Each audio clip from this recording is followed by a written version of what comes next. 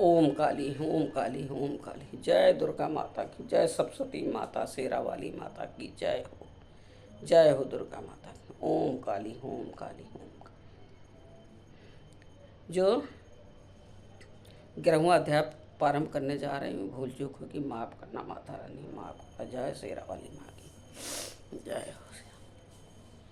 देवताओं द्वारा देवी की स्तुति तथा देवी द्वारा देवताओं को वरदान। मैं भुवनेश्वरी देवी का ध्यान करता हूँ। उनके श्री अंगों की आभा पर प्रभात काल के सूर्य के समान है और मस्तक पर चंद्रमा का मुकुट है। वह उभरे हुए स्तनों और तीन नेत्रों से युक्त हैं। उनके मुख पर मुस्कान की छटा छाई रहती है और हाथों में वरद अंकुश पाश एवं अभय मुद्रा शोभा पाते हैं। ऋषि कहते हैं देवी के द्वारा वहाँ महादैत्य पति शुभ के मारे जाने पर इंद्र और आदि देवता अग्नि को आगे करके उन कात्यायनी देवी की स्तुति करने लगे। उस समय अभीष्ट की प्राप्ति होने से उनके मुख कमल दमक उठे थे और उनके प्रकाश से दिशाएं भी जगमगा उठी। देवता बोले, शरणागत की पीड़ा दूर करने वाली देवी हम पर प्रसन्न हो। संपूर्ण जगत की माता प्रसन्न हो। विश्वेश्वरी विश्व की रक्षा करो। देवी तुम चराचर जगत की आधेश्वरी हो। तुम इस जगत का एकमात्र आधार हो, क्योंकि पृथ्वी रूप में तुम्हारी ही स्थित है। देवी तुम्हारा पराक्रम अलघनीय है। तुम्हें जल रूप में स्थित होकर संपूर्ण जगत को तृप्त करती हो। तुम आनंद बल संपन्न वैष्णवी शक्ति हो। इस विश्व की कारण भूता परा माया हो। देवी तुमने इस समस्त जगत को मोहित कर रखा है। तुम्हें प्रसन्न होने पर इस पृथ्वी पर मोक्ष की प्राप्ति कराती हो। देवी संपूर्ण विद्याएं तुम्हारे ही भिन्न भिन्न रूप हैं। जगत में जितनी स्त्रियां हैं वह सब तुम्हारी ही मूर्तियां हैं। जगदम्ब एकमात्र तुमने ही इस विश्व को व्याप्त कर रखा है। तुम्हारी स्तुति क्या हो सकती है। तुम हो तो स्तुवन करने योग्य पदार्थों से परे एवं वाणी हो। जब तुम स्वरूपा देवी स्वर्ग तथा मोक्ष प्रदान करने वाली हो, तुम इसी रूप से तुम्हारी स्तुति हो गई। तुम्हारी स्तुति के लिए इससे अच्छी उक्तियाँ और क्या हो सकती हैं। बुद्धि रूप से सब लोगों के हृदय में विराजमान रहने वाली तथा स्वर्ग एवं मोक्ष प्रदान करने वाली नारायणी देवी तुम्हें नमस्कार है। कला का कष्ठा आदि के रूप से क्रमशः परिणाम अवस्था परिवर्तन की ओर ले जाने वाली तथा विश्व का उपसंहार करने में समर्थ नारायणी तुम्हें नमस्कार है। नारायणी तुम सब प्रकार का मंगल प्रदान करने वाली मंगलमयी हो। कल्याणदायिनी शिवा हो। सब पुरुषार्थों को सिद्ध करने वाली शरणागत वत्सला तीन नेत्रों वाली एवं गौरी हो। तुम नमस्कार है। तुम सृष्टि पालन और संहार की शक्ति भूता सनातनी देवी गुणों के आधार तथा सब गुणमयी हो। नारायणी तुम्हें नमस्कार है। शरण में आए हुए दीनों एवं पीड़ितों की रक्षा में संलग्न रहने वाली तथा सबकी पीड़ा दूर करने वाली नारायणी देवी तुम्हें नमस्कार है। नारायणी, तुम ब्रह्माणी का रूप धारण करके हंसों से जूते हुए विमान पर बैठती तथा कुश मिश्रित जल छिड़कती रहती हो, तुम्हें नमस्कार है। महेश्वरी रूप से त्रिशूल, चंद्रमा एवं सर्प को धारण करने वाली तथा महान वृषभ की पीठ पर बैठने वाली नारायणी देवी तुम्हें नमस्कार है।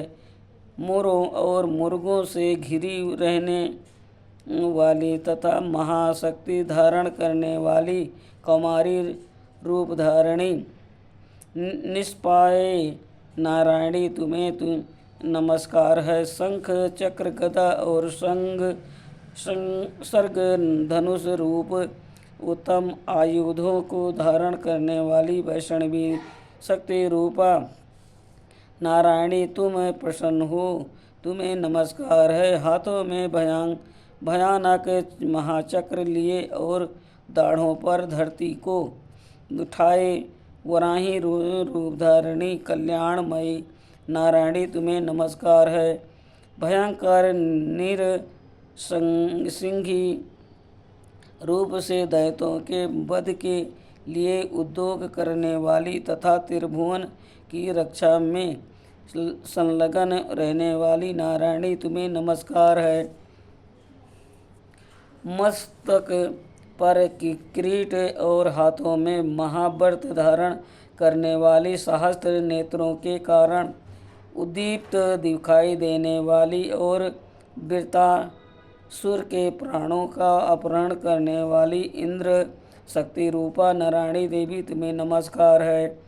शिवदूती रूप से दैत्यों के महती सेना का संहार करने वाली भयानक रूप धारण तथा विकट गर्जना करने वाली नारायणी तुम्हें नमस्कार है। दाढ़ों के कारण विकराल मुख वाली मुंडमाला से विभूषित मुंड मर्दनी चामुंडा रूपा नारायणी तुम्हें नमस्कार है। लक्ष्मी, लज्जा, महाविद्या, श्रद्धा, पुष्टि, स्वधा, दुर्वा, महारात्रि, सधा तथा महा अभिध्या स्वरूपा नारायणी तुम्हें नमस्कार है। मेधा, सरस्वती, वरा, श्रेष्ठा, भूति, ऐश्वर्य रूपा भरभी भूरे रंग की अथवा पार्वती, तमसी, महाकाली, नेता, संयम प्रायण तथा ईसा सबकी अधीश्वरी रूपिणी नारायणी तुम्हें नमस्कार है।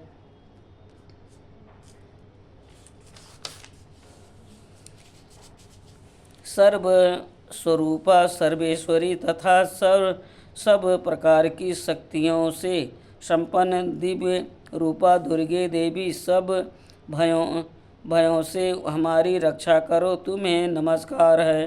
कात्यायनी, ये तीन लोचनों से विभूषित तुम्हारा सौम्य मुख सब प्रकार के भयों से हमारी रक्षा करे, तुम्हें नमस्कार है।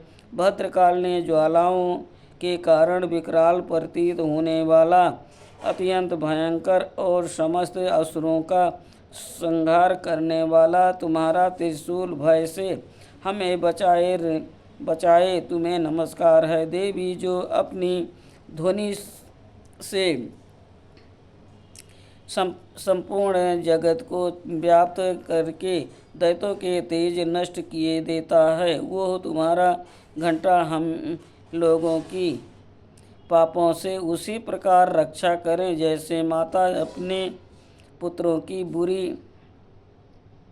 बुरे कर्मों से रक्षा करती हैं। चंडिके, तुम्हारे हाथों में सुशोभित खड्ग जो असुरों के रक्त और चर्बी से चर्चित है, हमारा मंगल करे, हमें तुम्हें नमस्कार करते हैं।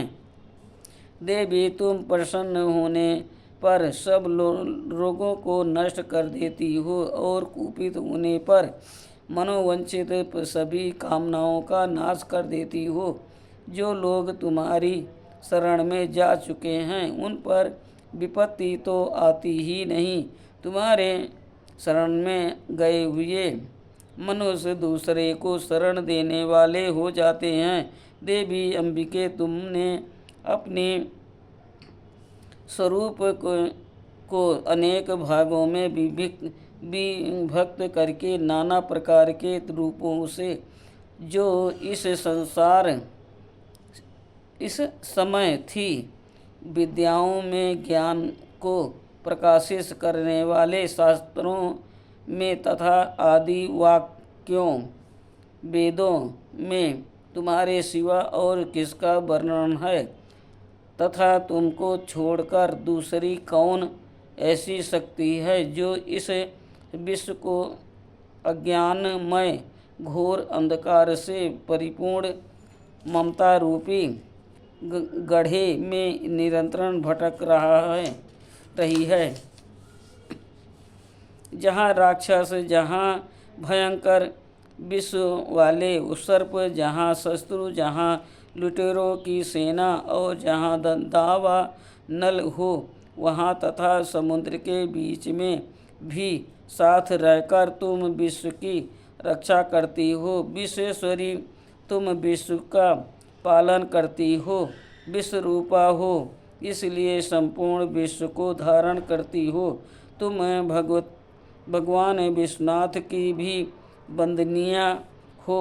जो लोग भक्ति पूर्वक तुम्हारे सामने मस्तक झुकाते हैं वह संपूर्ण विश्व को आश्रय देने वाले होते हैं। देवी, प्रसन्न हो। जैसे इस समय असुरों का वध करके तुमने शीघ्र ही हमारी रक्षा की है, उसी प्रकार सदा हमें शत्रुओं के भय से बचाओ। संपूर्ण जगत का पाप नष्ट कर दो और उत्पात एवं पापों के फल स्वरूप प्राप्त होने वाले महामारी आदि बड़े बड़े उपद्रव को शीघ्र दूर करो। विष की पीड़ा दूर करने वाली देवी, हम तुम्हारे चरणों पर पड़े हुए हैं, हम पर प्रसन्न हो। त्रिलोक निवासिनियों की पूजनीय परमेश्वरी, सब लोगों को वरदान दो।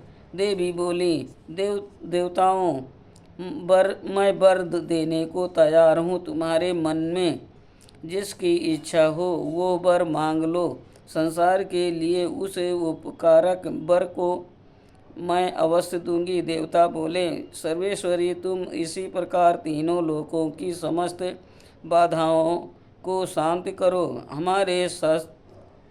हमारे शत्रुओं का नाश करती रहो।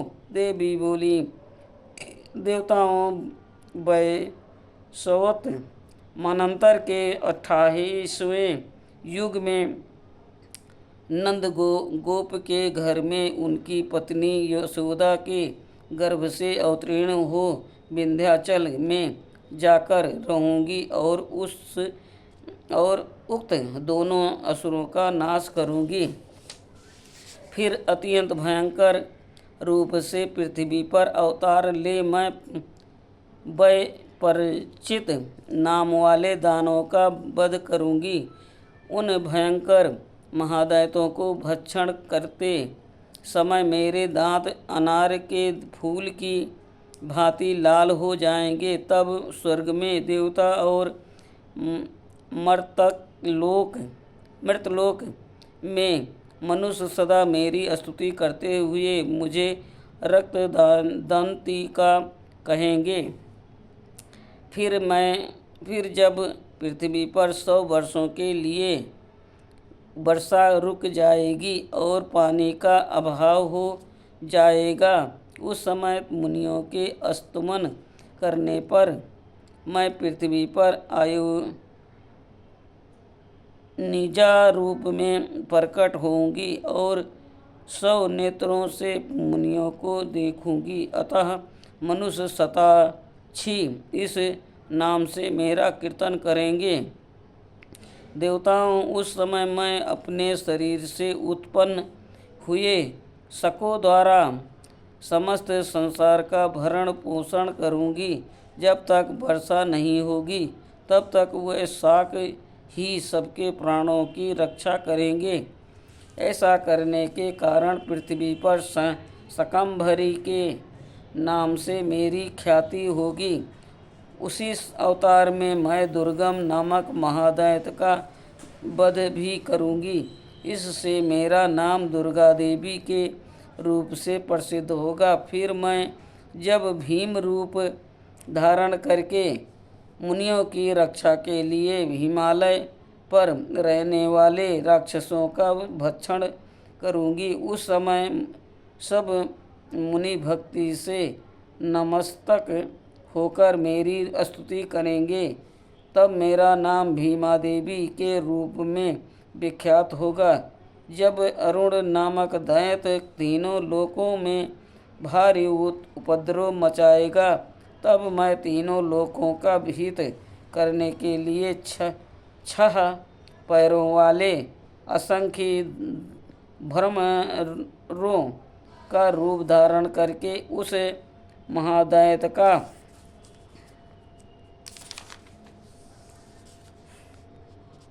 उस समय सब लोग भरमरी के नाम से चारों ओर मेरी स्तुति करेंगे। इस प्रकार जब जब संसार में दानवी बाधा उपस्थित होगी, तब तब अवतार